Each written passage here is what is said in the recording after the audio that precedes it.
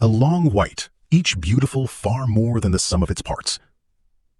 Imagine standing on Fifth Avenue in New York City. The year is 1900.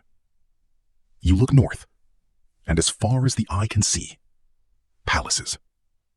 French châteaux, Italian Renaissance villas, Gothic stone fortresses, marble facades gleaming in the winter sun. One after another, stretching 20 blocks up the most famous street in the world. This is Millionaire's Row, home to the Vanderbilts, the Astors, the Carnegies, the Rockefellers, the most powerful families in the history of the United States, all living side by side on one extraordinary street. Today, not a single one of those original mansions survives south of 59th Street. Every last one demolished. In their place, office towers, luxury retail stores, a department store where America's greatest private palace once stood. This is the story of what was lost, and the extraordinary people who lived and feuded inside these walls. The lost mansions of New York's Millionaire's Row. The birth of the Row. Fifth Avenue was not always glamorous. It began with the most ordinary of names, Middle Road, a simple dirt path running through largely empty farmland on the island of Manhattan. In 1811, when city planners drew up their famous Commissioner's Plan, the grid that would shape New York forever, they renamed it Fifth Avenue. For decades, it remained unremarkable. But as the 19th century wore on, and as America's Industrial Revolution began minting millionaires at an extraordinary rate, something happened to Fifth Avenue. The rich discovered it, and then they raced each other to build the most spectacular home on it. By the 1880s and 90s, the height of what Mark Twain called the Gilded Age, a stretch of Fifth Avenue from the 50s to the 90s had been completely transformed. The brownstones were gone. In their place rose palaces of limestone and marble, designed by America's greatest architects, filled with European art and antiques, and inhabited by men whose fortunes made modern billionaires look modest. They called it Millionaire's Row, and it would last in all its extraordinary glory for less than 50 years. The Vanderbilts, kings of the Row. No family dominated Millionaire's Row like the Vanderbilts. They didn't just build one mansion on Fifth Avenue. They built an entire dynasty of them, block after block of stone and marble that announced to all of New York, the Vanderbilts have arrived. It began with William Henry Vanderbilt, son of the legendary Commodore Cornelius Vanderbilt, who had built the family fortune in railroads and shipping. William inherited over $100 million from his father, the equivalent of several billion dollars today. And in 1880, he commissioned architects John Snook and Charles Atwood to build what became known as the Triple Palace. 3 mansions occupying an entire city block between 51st and 52nd Streets, built for himself and given as gifts to 2 of his daughters. Inside, a shared courtyard, stained glass windows, and an art gallery spanning 3 stories and displaying 207 paintings imported from Europe. Henry Clay Frick, himself one of America's great industrialists, drove past the Triple Palace one day with his friend Andrew Mellon. He stared up at it and said simply, "That is all I shall ever want." But the Vanderbilts were just getting started.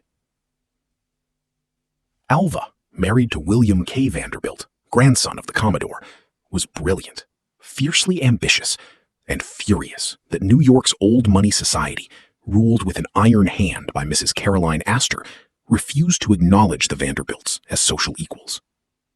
She decided to do something about it. She hired architect Richard Morris Hunt, the greatest American architect of the age, and told him exactly what she wanted.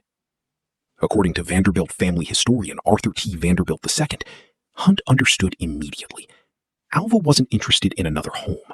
She wanted, in his words, a weapon, a house she could use as a battering ram to crash through the gates of society. The result was the Petit Château, a breathtaking French Renaissance chateau of Indiana limestone, with a 60-foot grand hall built of stone quarried from Cannes, France, a salon decorated by Parisian craftsmen, and a secretary desk that had once belonged to Marie Antoinette. When it was finished in 1882, Alva threw a ball. Not just any ball, a fancy dress ball for 1,200 guests, the social event of the century. The New York World declared it an event never equaled in the social annals of the metropolis. Police held back crowds outside just to catch a glimpse of New York's elite arriving in their costumes. And Mrs. Astor, the woman who had refused. The Petit Chateau was demolished in 1926. Today, there is a Zara on that corner. But the most extraordinary Vanderbilt mansion of all, the most extraordinary private residence ever built in New York City, stood at the corner of 57th Street and 5th Avenue. Cornelius Vanderbilt II, the eldest grandson of the Commodore and the head of the family, was not a man content with ordinary ambitions.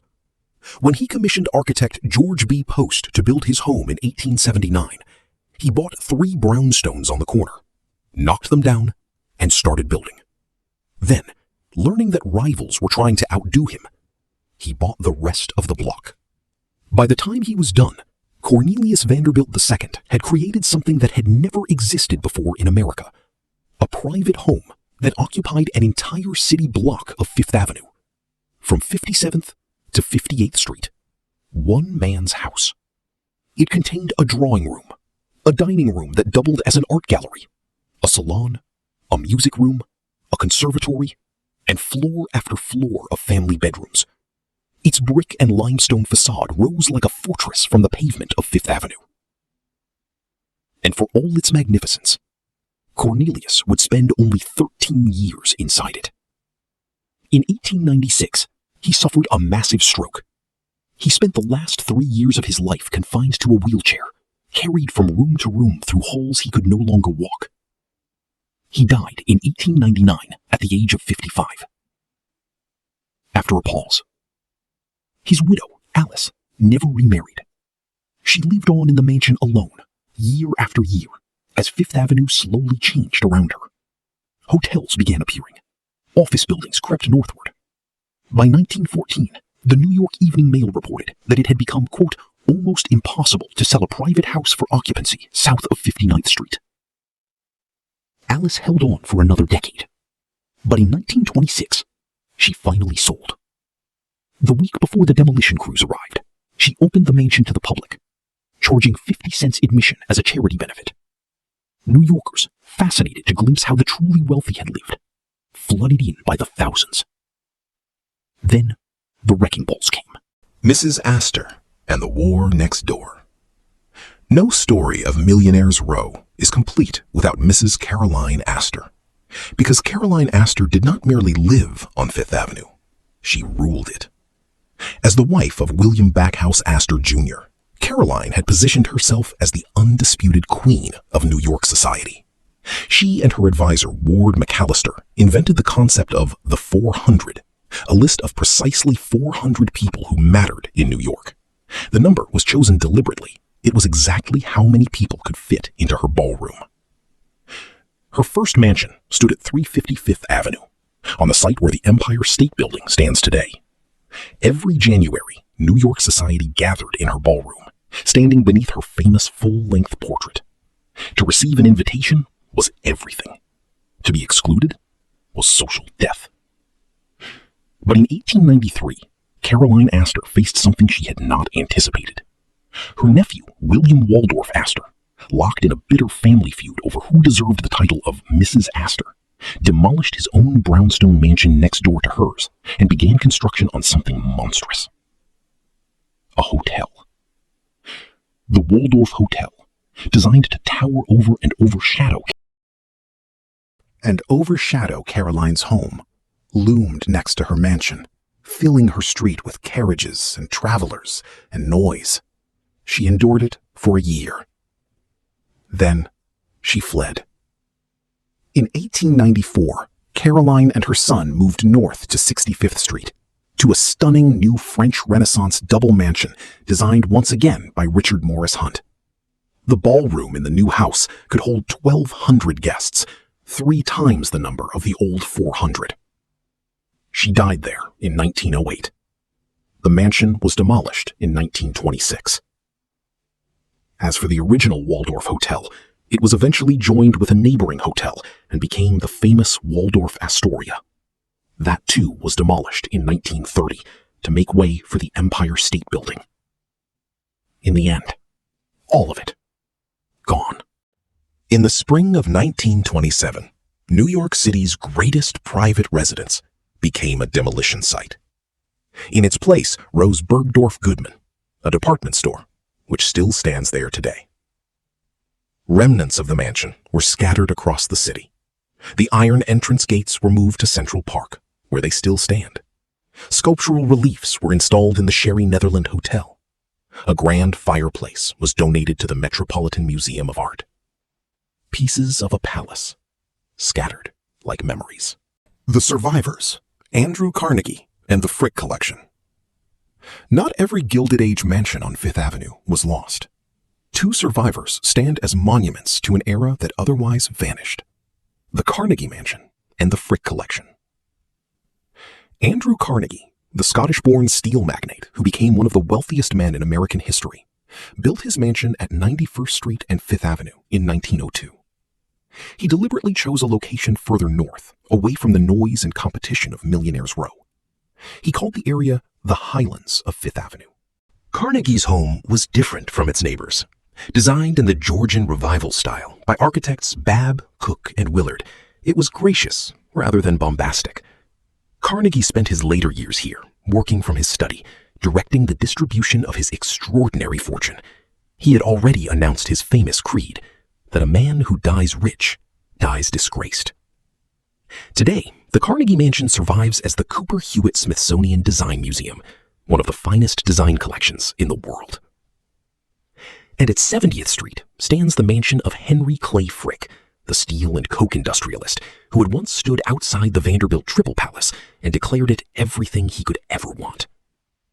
Frick's own home, completed in 1914 and designed by Thomas Hastings, is perhaps the most beautiful private mansion ever built in New York City.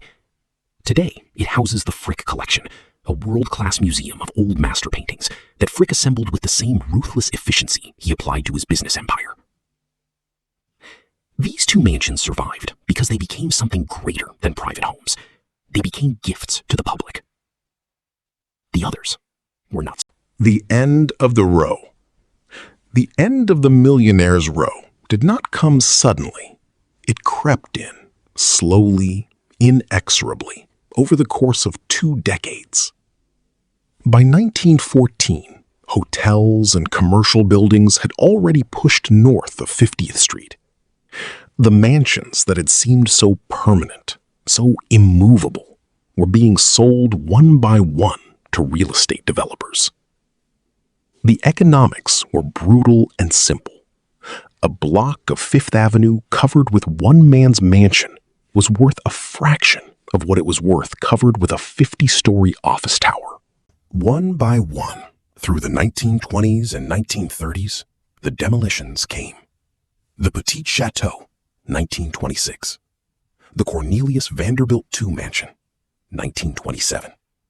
The Triple Palace, completed in 1947. The Astor Mansions, gone. House after house after house. Today, Fifth Avenue is still the most famous street in the world, but the buildings that line it now are glass and steel towers, flagship stores of luxury brands, hotels, office buildings. Where the Triple Palace stood, there is a skyscraper with a Zara on the ground floor. Where the Cornelius Vanderbilt II Mansion stood, Bergdorf Goodman. Where Mrs. Astor held her legendary January balls for the 400, the Empire State Building. An entire world, an entire civilization of stone and marble and extraordinary human ambition, reduced to department stores and office towers in the space of a single generation. But look closely enough, and the row is still there. The Vanderbilt gates stand in Central Park.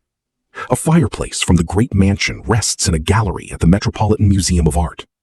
The Carnegie Mansion rises on 91st Street. The Frick Collection opens its doors every day to visitors who stand in rooms that Henry Clay Frick once walked through. Pieces of a vanished world, hiding in plain sight.